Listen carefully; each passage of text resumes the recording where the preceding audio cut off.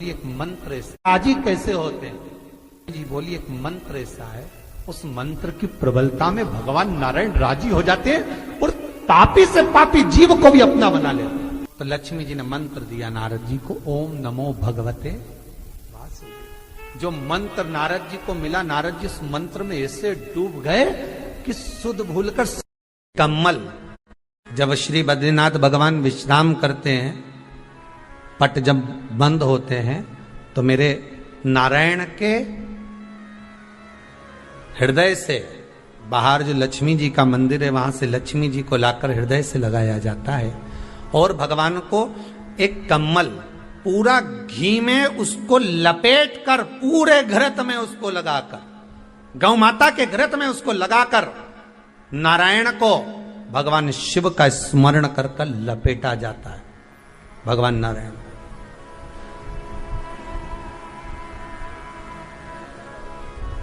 बद्रीनाथ बाबा के मंदिर में दिया घी से भर दिया जाता है, ताले लगा दिए जाते हैं, सब नीचे आ जाते हैं। जब अक्षय तृतीया के समय पर पट खोलते हैं, बाबा का कम्मल घृत से जुड़ा हुआ वैसा कि वैसे ही घृत भरा हुआ, घृत में स्थिरता है, घर में घृत के अंदर लक्ष्मी का भाव आ जाता है। हमारे यहाँ हिंदू धर्म में बहुत सुंदर बात कही जाती थी पहले, आजकल जमाने में कहते कि नहीं कहते मालूम नहीं, पर मारवाड़ के अंदर एक रीति थी। घर के अंदर रसोई घर में एक इतनी बड़ी कुल्लड़ होती थी जिसमें घी भरा होता था, छोटी सी चम्मच होती थी उसमें। कुल्लड़ का घी समाप्त नहीं होना चाहिए, वो बरकत है, वो भंडार है, वो संपदा है हमारी। घृत वैभव देता है, घृत वैभव प्रदान कर। कितना सुंदर कहा है। शंकर भगवान के शिवलिंग पर घृत चढ़ाने के बाद आपने दही चढ़ाया शिव जी को, ठीक है, आपने दूध चढ़ाया, जल चढ़ाया, दही चढ़ाया, शहद चढ़ाया, शक्कर चढ़ाई, मिष्ठान चढ़ाया, जो भी आप शिव जी को चढ़ा रहे हो उसमें से केवल एक पदार्थ, एक वस्तु, घी शंकर के शिवलिंग पर चढ़ाने के बाद में उसी शिवलिंग का घृत, जहां शिवलिंग रखा हुआ है, शिवलिंग जहां रखा रहता है, उस कटी पर उस घृत से हस्त फेर देना चाहिए अपनी मनोकामना कर कर। जो अभिषेक आपने किया है वो अभिषेक का फल भगवान भोलेनाथ कुछ ही दिन में प्रदान कर देते हैं। मात्र उंगली फेर देने पर, घृत पात्र की उंगली, घृत का जो आप अभिषेक कर रहे हो, जल चढ़ रहे हो, आप पंचामृत सामग्री समर्पित कर रहे हो, आप दुनिया की सारी वस्तु भगवान को दे रहे हो, तो घी चढ़ाते समय जब घी चढ़ जाए, शंकर के शिवलिंग पर घी चढ़ गया, उसकी एक उंगली लेकर शिव मंदिर में जहां शंकर जी पिंडी पर बैठे हैं, उस जलाधारी पर जो शिवलिंग रखा हुआ है, उसके चारों तरफ उस घृत को लगा देना चाहिए अपनी कामना कर कर। महाराज शिव उसको स्वीकार करता है। क्यों? शंकर और पार्वती के मिलन स्थल, माता पार्वती की गोद में भगवान शंकर का जो शिवलिंग स्वरूप विराजमान है, हस्त कमल के अंतर्गत जो भगवान विराजमान है, उसका फल चोगना मिल जाए। शक्तिपीठ नाम सुना है? अरे बोलो तो, जितने लोग कथा सुन रहे, शक्तिपीठ नाम सुना है? शक्तिपीठ का मतलब क्या होता है? जहां पर माता सती के अंग के टुकड़े होकर गिर पड़े, वो शक्तिपीठ के रूप में निर्मित हो गए। तो जितनी भी शक्तिपीठ होती है, उन शक्तिपीठ में आप लड्डू चढ़ाएं, पेड़ा चढ़ाएं, वस्त्र चढ़ाएं, आभूषण चढ़ाएं, सोना चढ़ाएं, चांदी चढ़ाएं, मना नहीं है। पर शक्तिपीठ का दर्शन करने जब जाएं तो कम से कम थोड़ा साथ में गाय का घृत, असली घी साथ में लेकर अवश्य जाएं। क्यों? शक्तिपीठ पर भी घी समर्पित करने से मनोकामना पूर्ण हो जाती है। आप आएंगे शक्तिपीठ का दर्शन करके और मनोकामना पूर्ण होना है, मात्र शक्तिपीठ पर। शिव पुराण कहती है, जो भगवान शंकर पर भरोसा कर कर, विश्वास कर कर, दृढ़ता धारण कर कर अपने कर्म में दिन रात लगा रहता है, जो अपने कार्य में हमेशा मन लगाकर लगा रहता है, फिर उसको दुनिया हाथों पर तो रखती ही है, साथ में अपनी नेत्र की पलक पर भी उसको धारण करती है और उसको उन्नति की ओर लेकर चली जाती है। कोई कर्म अगर अच्छा कर रहे हैं फिर उसके लिए कोई विचार नहीं करना। चोरी करने जाओ तो 5 बार विचार करना कि जाऊं कि ना जाऊं। गलत मार्ग की ओर जा रहे हो, मदिरापान के लिए जा रहे हो, वैश्यावृत्ति के लिए जा रहे हो, मांसाहार के लिए जा रहे हो, जुए के लिए जा रहे हो, तो 50 बार विचार करना कि जाऊं कि ना जाऊं। पर यदि अपने क्षेत्र में कभी भगवान का भजन हो रहा हो, शिव पुराण हो रही हो, यज्ञ हो रहा हो, अनुष्ठान हो रहा हो, सूचना मिल जाए कि शिव महापुराण की कथा बाबा कुबेर भंडारी के दरवाजे से चलकर कुबेरेश्वर धाम से अपने गांव तक पहुंची है, तो पहले काम छोड़कर सबसे पहले कुबेरेश्वर बाबा की इस पवित्र कथा को श्रवण करने के लिए अवश्य। क्या देगा बाबा, कैसे देगा बाबा, ये उसके ऊपर निर्भर करता। ब्रह्मा विष्णु सदाशिव जानत स्वामी जानत एक शिवलिंग में ब्रह्मा भी है, विष्णु भी है, शिव भी है।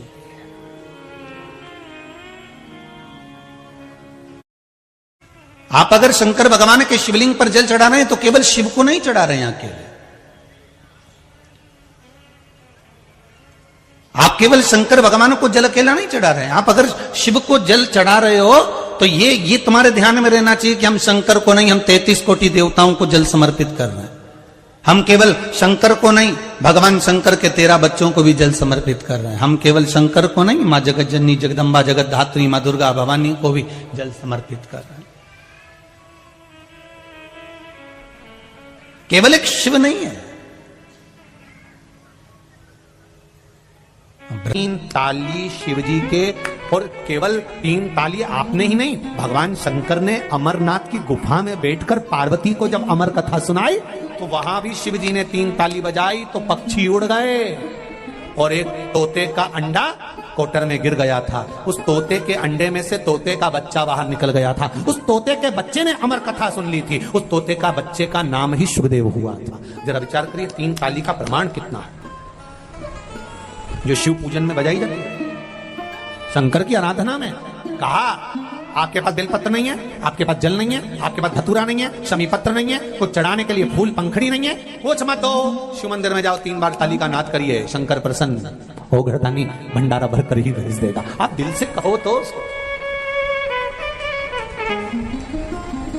चित्त से कहिए, मन से। महाराज शृंगी ऋषि ने ताली का नाद करा, जल वृष्टि हुई। तुरंत रोम पद और वर्षणी ने विचार करा कि अपनी बेटी के लिए इससे अच्छा वर नहीं मिलेगा। बेटी शांता का विवाह शृंगी ऋषि के साथ कर दिया। बृहस्पतिश्वर महादेव काशी में विराजमान। कौन से महादेव, जम के बोलिए जरा। बृहस्पतिश्वर महादेव काशी में विराजमान है, जो अंगूठी में पुखराज नहीं पहन सकते, जिनकी भाग्य रेखा उल्टी चल रही हो, बृहस्पति चमक ही नहीं रहा हो, जिस काम में हाथ डालते हैं वो काम पूरा ही नहीं होता हो, तो एक बार काशी जाना, बृहस्पतिश्वर महादेव का स्पर्श करना, उनका अभिषेक पूजन करना, और उनका स्पर्श कर कर एक बेलपत्र ब्राह्मण देवता से मांग कर लेकर जाना कि इन बृहस्पतिश्वर महादेव से मुझे एक बेलपत्र दे दो। तुम्हें पुखराज पहना कि नहीं पहना, हीरा रतन माणिक पहना कि नहीं पहना, वो बेलपत्र इतना चमत्कार कर देगी कि जिंदगी में कभी संपदा की कमी आएगी नहीं। अगर बृहस्पति नहीं चमके तो बृहस्पतिश्वर महादेव, जहां पर बैठकर बृहस्पति भगवान ने शंकर भगवान की आराधना करी है, रोज गंगा जल जाना, गंगा जल लेकर आना, शिव जी की आराधना करना, एक शिवलिंग का निर्माण करा, उसकी आराधना में बृहस्पति भगवान डूब गए, उसकी आराधना में बृहस्पति महाराज निरंतर लगे रहे, और इतनी आराधना बृहस्पति महाराज ने करी, इतनी आराधना करी बृहस्पति महाराज ने कि शंकर भगवान सामने प्रकट हो गए। मांगो बृहस्पति, तुमको क्या चाहिए? कुछ नहीं, केवल आपका भजन। नाम रख दिया, तुम्हारा नाम बृहस्पति रहेगा।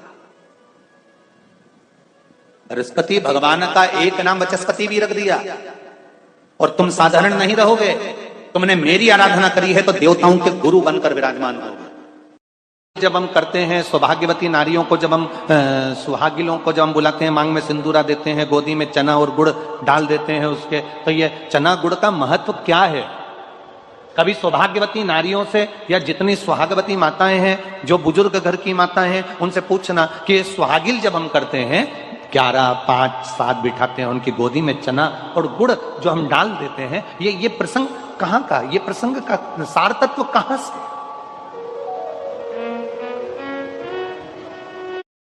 दुनिया में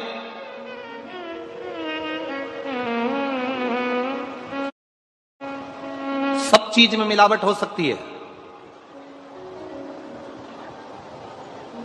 ऐसी कोई चीज नहीं जिसमें मिलावट नहीं हो। दुनिया में सब चीज में मिलावट हो सकती है, केवल एक चना और गुड़ ऐसा होता है जिसमें मिलावट का कोई काम नहीं होता है। गुड़ के अंदर खार हटाने के लिए, कालापन हटाने के लिए थोड़ा बहुत उसमें कुछ डाल सकते हैं, पर रहेगा वो गुड़ गन्ने का रस ही। गुड़ को साफ किया जा सकता है, गुड़ का पाउडर बनाया जा सकता है, गुड़ का पाउडर का डब्बा बनाया जा सकता है, गुड़ की बड़ी ढेली बनाई जा सकती है, गुड़ की छोटी ढेली बनाई जा सकती है, गुड़ की और छोटी ढेली, पर रहेगा वो गुड़ ही। सुहागवती नारी की झोली में इसलिए दिया जाता है कि जो सुहागिल में बैठी है, इसकी गोदी संतान से भी भरी रहे, और इसके जीवन में कितनी भी जिंदगी में कभी भी दुख आए तो गुड़ जैसी मिठास इसके जीवन में हमेशा बनी रहे। मंथन के समय पर विष निकला, विष के पहले 5 गौ माता प्रकट। विष निकलने के पहले 5 गायों का प्रागट्य। पहला नंदा, दूसरी सुभद्रा, तीसरी सुरभि, चौथी सुशीला, 5वीं बहू। ये 5 गाय विष निकलने के पहले प्रकट हुई। कारण क्या है? गौमाता का प्रागट्य, गौमाता का प्रकट होना, किस लिए, किस कारण से गौमाता प्रगटी है? मंथन के समय पर ये गौमाता क्यों प्रगटी है? इसका प्रकट होने का कारण किस लिए? शिव महापुराण की कथा कर रही है, थोड़ा ध्यान देंगे, अपने पूर्वजों का स्मरण, पितरों का स्मरण करते हुए। जितने लोग आस्था पर सुन रहे हैं, जितने लोग फेसबुक, गौ माता के प्रागट्य का कारण केवल इतना था कि जिस समय संपूर्ण ब्रह्मांड, संपूर्ण संसार जब विषयों से घिरा रहे, उस समय पर मात्र गौ माता के शरीर का एक रोम मृत्यु लोक के जीवों का कल्याण करता है। कितना? केवल एक रोम, केवल एक रोम जीवों का कल्याण करता है, केवल एक। और जब एक रोम जीवों का कल्याण करने वाला होता है, एक रोम भगवान की भक्ति को धारण करने वाला होता है, तब उस समय पर गौ माता, जिस समय पर विष निकला, और विष निकला और इतना भयंकर हलाहल विष, जरा विचार करिए, इतना हलाहल विष जिसको देखकर देवता भी घबरा रहे थे, देवता भी पीने को तैयार नहीं थे। सारे देवताओं के पास में विष गया, पर देवताओं ने नहीं पिया।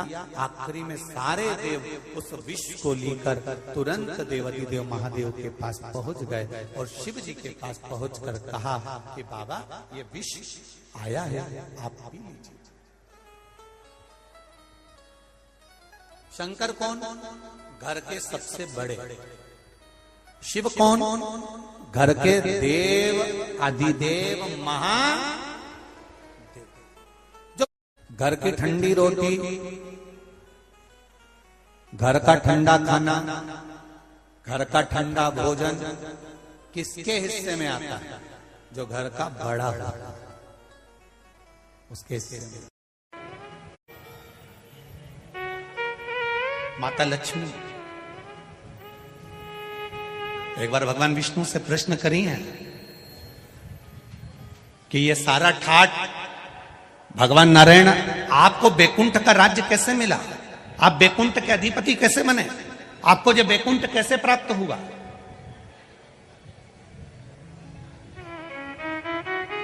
राम जी महाराज, भगवान विष्णु आप राम जी के अवतार हुए, राम जी बनकर आपने अयोध्या का राज्य भोगा, कृष्ण का अवतार लिया, द्वारका का राज्य भोगा, मथुरा का राज्य भोगा, ब्रज का राज्य भोगा। आखिर आपको ये राज्य हर घड़ी, हर पल, हर क्षण कैसे प्राप्त होते हैं? किस तरह से? भगवान विष्णु से माता लक्ष्मी ने प्रश्न करा है विष्णु पुराण के अंतर्गत, और कुर्म पुराण में भी, कुर्म पुराण में भी इसका वर्णन प्रश्न किया। यह आपको सुख कैसे मिल जाता है? आपको बैकुंठ का राज्य मिल गया, आपको द्वारका का राज्य मिल गया, आपको अयोध्या का राज्य मिल गया, आपको रावण की लंका दूसरे की थी वो लंका का राज्य आपको प्राप्त हो गया। ये कैसे प्राप्त हो जाता है?